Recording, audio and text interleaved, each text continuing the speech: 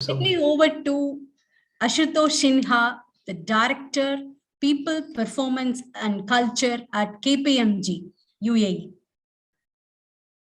It's never too late to be who you always wanted to be. Youths of this generation will not fear to achieve their dream career since they have great leaders like you, sir. Your pen has written in all our mind to frame highly successful careers driven by a deeper sense of purpose. He is the author of the globally best-selling book Breakthrough, which has changed careers of thousands of senior executives across the world. Sir, your experience as seasoned HR leader and global talent professional over the last 26 years with reputed multinationals in India, US, Middle East in CHRO and country head HR roles with the Landmark Group, Reliance, Deloitte Consulting, and Sapient will let us more about your relationship with the corporate world. Mr. Ashutosh has started his career as an engineer from NIT Raipur, followed by MBA from Goa Institute of Management. His thirst for learning never ends. Recently, he has completed the Neuroscience Executive Program from MIT. Your learning and writing will always lead us.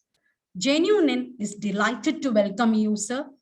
Welcome, Mr. Ashutosh Sinha. Thank you, Indrani. Thank you so much. I really appreciate the wonderful introduction and very kind of you to say such nice words. I did, yes, you're right, recently write a book Breakthrough, which has helped immensely about thousands of careers across the world on their, especially senior executives, to succeed in what they do.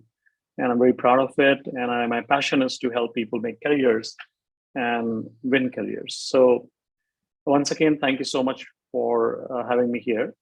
And I would want to, first of all, thank all the speakers so far. I've been listening intently for their amazing contribution today.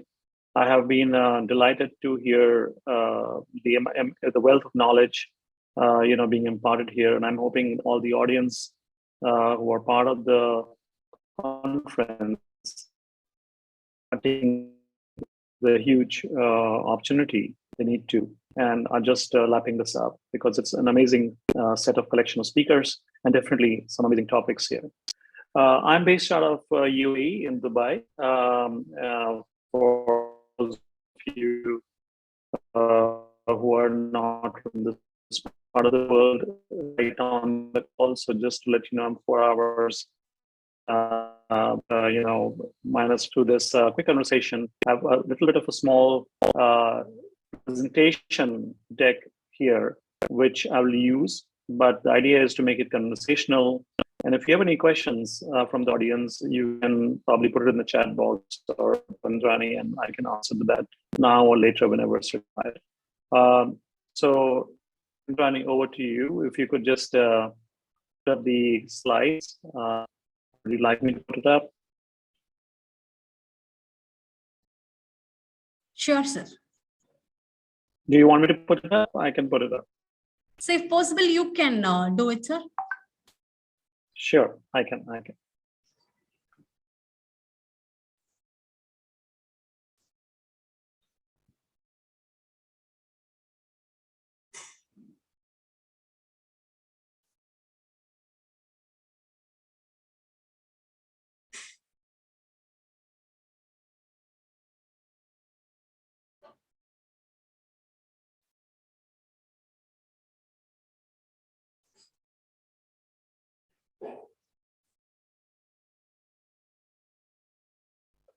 So I'd like to speak about the topic today is on the future workspace, and my conversation is more around the future of talent.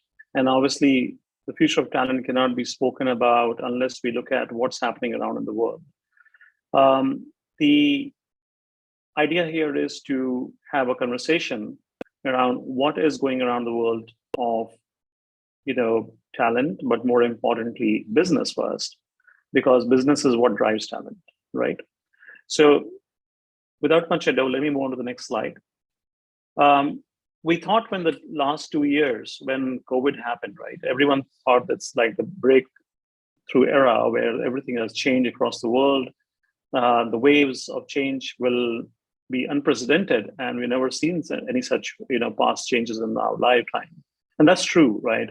A lot of things change. How we conduct business, how do we do conferences like we're doing today virtually, and more importantly, how do we treat our employees in today's world? That changed fundamentally. But having said that, while we were catapulted into the future of work like never before, it wasn't our choice. It was inflicted to us by COVID, by the pandemic, to make a change in our work style, our lifestyle, our approach to business, conducting business, adapting technology, and so on and so forth. But now, having learned that lesson, what's important here is we need to understand there are more waves ahead. It's not stopping here. Like Bill Gates said in one of his recent interviews, right? There is not this end which drives pandemic. This is the beginning of probably many such different phenomena, because the way humanity is moving towards, they could be environmental phenomena or they could be non-environmental, doesn't matter. But there will be waves which challenge us as business and as people. If you look at, how do we go around that and what has really gone ahead and happened around us? The traditional playbook is gone completely, right? There is no rule of the game which has not changed in the last 2 years. We have every way, every written chapter, every written SOP, every written manual, which has to be relooked at, whether it's the medical history or whether it is in the logistics industry, or whether it is in the human and people side of the consulting world. And it is time to experiment and innovate, therefore, right? You cannot write and use the same rules as the past. The playbook has completely changed.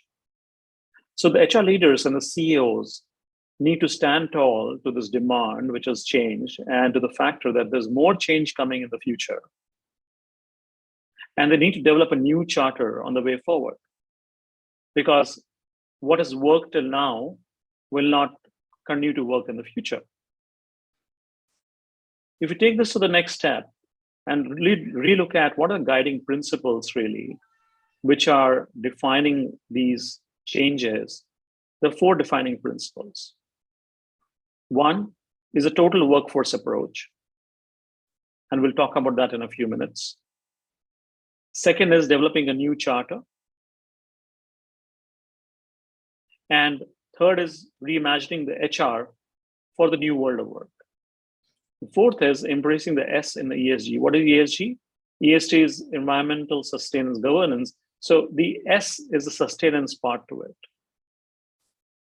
We have ignored the S for a long time. We have focused on the sustainability aspect more in the light of pure environment, but we've not looked at sustainability in the aspect of governance. We've not looked at S in the form of talent, in the form of talent systems, in form of how do we conduct business? How do we become customer-centric using talent? So all of these paradigm shifts are coming to force today. And if we look at these 4 guiding principles and examine them one by one, it'd be very interesting to dive a little deeper into it.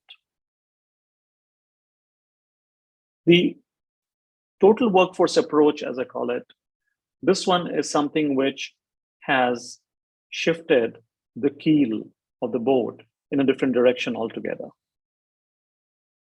Earlier, like you have the seller's market, we had the employer's market. Now, just like you have the buyer's market, with the employee's market, things have changed. Today, the employees drive the conversation, which means the talent drives the conversation. Suddenly, a lot of companies across Southeast Asia, across Middle East, across US, Europe, are finding a huge challenge. The number 1 challenge for CEOs today is lack of good talent. And those who find talent, your hiring teams end up finding good talent. The good talent is not available, but if they're available, the decline ratio, the offer ratios have gone back to it. Things have changed there. There's a shift, which means that companies need to move to the employee-centric model. It needs to enhance customer experience and centricity in return.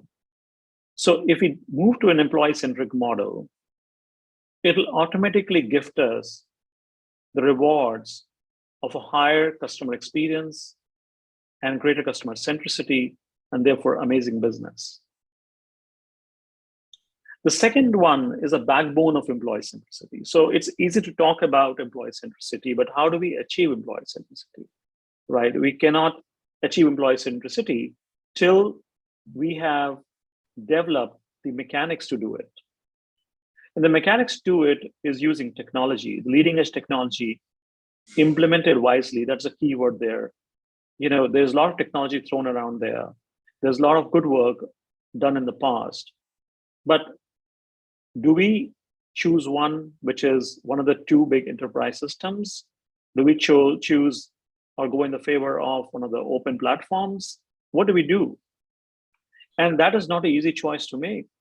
But it is important to remember the cornerstone of the strategy, if that is depending on the backbone of employee centricity, the choice becomes easier. And the implementation becomes wiser, which means it's not about using enterprise technology in the interest of developing a very cool AI-driven monolith. The system has to talk to people. The system has to be something which people can engage with proactively, and they genuinely find the friction of doing business reducing. What's the job of a good technology system in the talent conversation? The job of a good talent system in a conversation for talent is broadly one, to ensure that all kinds of friction which stop one from doing great business are taken away. Number two, it's very important that the technology helps outreach for people to reach out to as many employees or colleagues or leaders as possible in the shortest possible time, which means transparency of communication and vision. And the third part is, which is extremely key and important in technology, is a robust technology, one which is scalable, one which is flexible, one which is agile. So that's a backbone of employee centricity. The third is rebuilding the workforce. The biggest challenge, I said earlier, for the CEOs of today or business leaders of today is how to drive and find the right talent, the right person, the right job. Hiring is a big issue. But there's a second challenge which makes it even more challenging, which is cost. The cost pressures on recruiting are like never before. And that has created an impact during the COVID time on even the talent pipeline. So all of a sudden, everyone has gone back to ensuring that they need to get back to the drawing room and rewrite the blueprint here. The leadership teams have again gone back to the blueprint and rewritten the rules again to make sure that how do we rebuild a workforce which is workforce ready for the future. Because it's easy to continue to do the same thing, but what's going on today in the world is the same models are not working. There is a new phenomena called Great Resignation. There's a new phenomena called Great Rotation, if you've heard it, which means people are looking for self-actualization. Employees are not working only for money. They're looking for how do we take a step back, look at life, and then understand what is good for us. And which means while money is important, they'll not stop in the job only for money. They will look for the creative juice flow. They will look for innovation. They will look for recognition. All that is right. At the same time, what is important is they need to connect with the organization's sense of purpose. And while we rebuild the workforce, keeping the cost pressure in mind on recruiting, we need to make sure that we find those people who truly believe, and therefore our interviewing process has to be robust, which we'll talk about later, so strong that somehow people are able to, who coming in the gate, connect with the organization's vision and purpose right at that stage, that they don't feel lost in the organization. So to wrap up this particular slide, what we are saying is the first guiding principle is having a total workforce approach to conquer the future. And there are three key bullets to it. One is developing an employee-centric method of delivering great value to our people. Number two is creating a backbone of technology which can immensely change the game on how people interact with people. And third is making sure that as we rebuild the workforce, in the cost constraints which we have, we find and up the game on our interviews and conversations at the interview gates, that people who come in are truly connected to the organization. So there's no repair, there's no rework required later. Okay. Moving to the next slide. The second guiding principle, right? That's about developing a new charter. Developing a new charter is key and critical. We can have a workforce strategy, but we need to understand that what is required to develop a new charter. What do we do around it, right? And to get there, to develop a new charter, the new currency which we need to keep in mind is skills and capabilities. So I just spoke about in the previous slide is finding the right talent is critical, is the number one challenge for CEOs across the world today. And the new currency to get that right talent is skills and capability. How do we ensure that the skills we hire are the skills which we require? And I'm trying to be funny here, but the point is, often what's going on today is the skills which we hire, after a few years, we understand we don't require. And therefore, we let those people go, which causes bad brand, bad connection with people, and insecurity amongst people when we lay off en masses.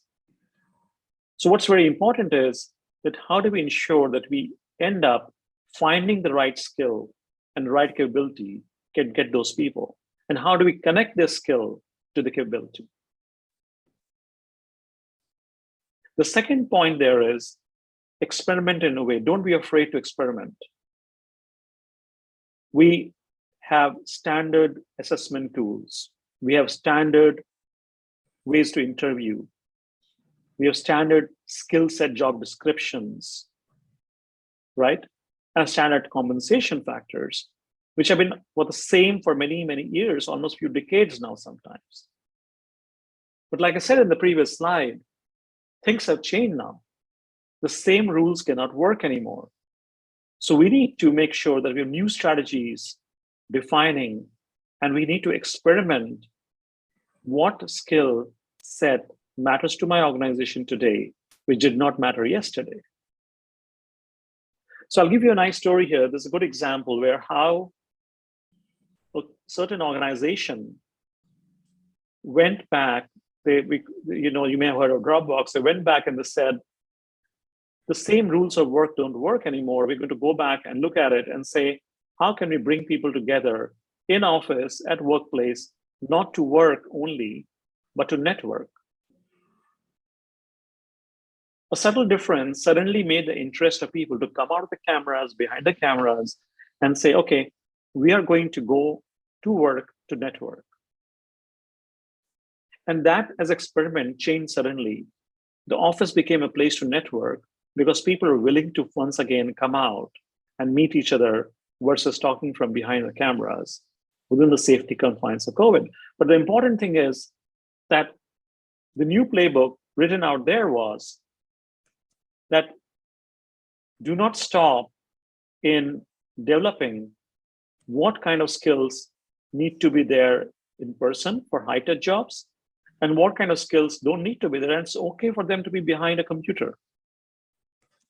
So redefining what office space is required at what point of time saved the cost, but it also helped bring the people who were in high-touch jobs with connecting with the customers together once again. This is important. What's really important is how do we reshape, how do we ensure that as we develop this new charter in the coming era, we're able to bring the currency of skills and capability to tie with the new strategies and new playbook we're trying to build. So all this brings to one conversation, right? What are we talking about here? How are we going from here to be successful? Because it's easy to say, let's go in quickly and recap a few things here. It's easy to say, let's say, that we will, we have catapulted in the future of work. It's easy to say the playbook is gone. It's easy to say that these are the four principles to change the future. But what is important is, how do we reimagine HR completely? How do we ensure, whether it's an industrial phenomena, whether it's an industry which is dealing in logistics, with industry dealing in technology, whether it's an industry dealing in consumer marketing or retail, doesn't matter, or manufacturing. It's time to reimagine HR. It's time to think that how do we deal with the entire ELC, the employee life cycle, from the time the person is sourced to be hired for the organization and developed and nurtured through the organization to the time the person leaves the organization. So this has become critically important, that how do we ensure we are able to deal with this phenomena, and how do we manage to develop an HR practice which is completely reimagined? How do we go about developing a reimagined HR, right? How do we go about finding the perfect solution? The first rule is agile mindset.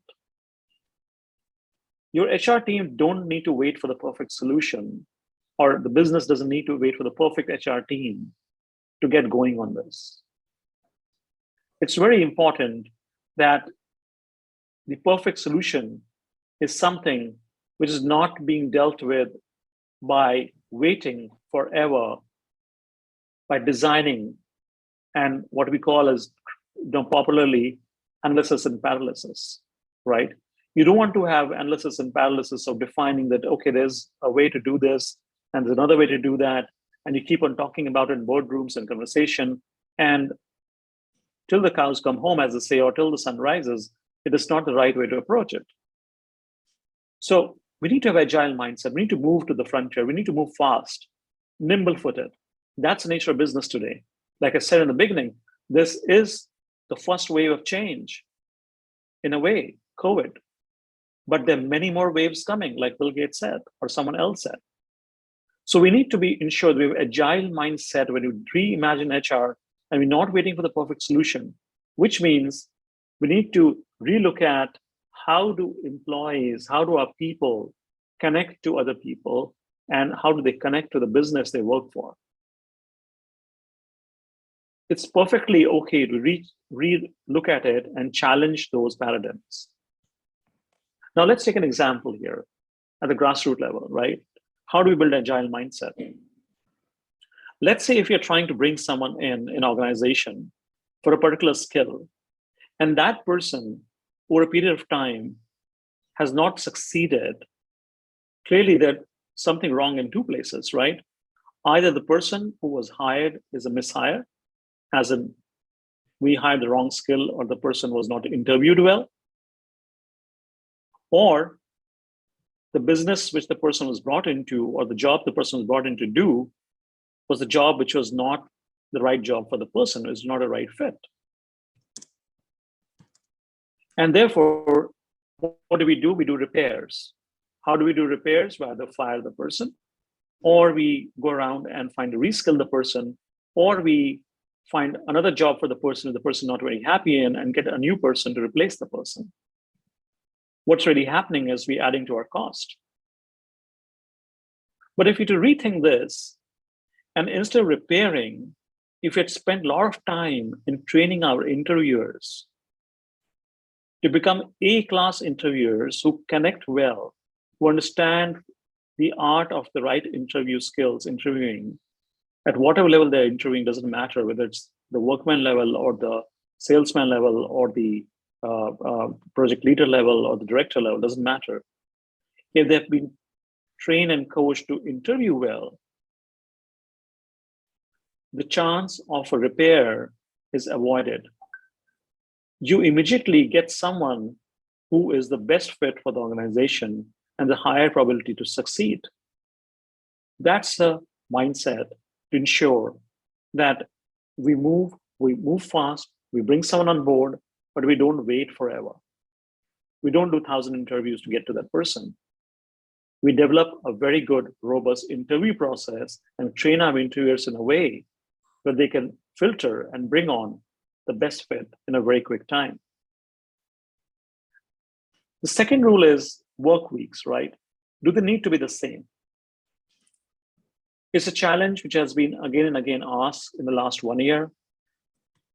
A lot of organizations have moved to the hybrid work models where the work weeks have collapsed and people are looking at 7-day work weeks, which means they can work and they can still be at home or attend to their personal lives, or the people looking at 4-day work weeks where they can work for 4 days and have 3 days off, or people looking for work weeks which are, half a day off sometime during the week, the 4th or the 5th day, to ensure they're able to take time off, but they're able to contribute enough hours required for the job.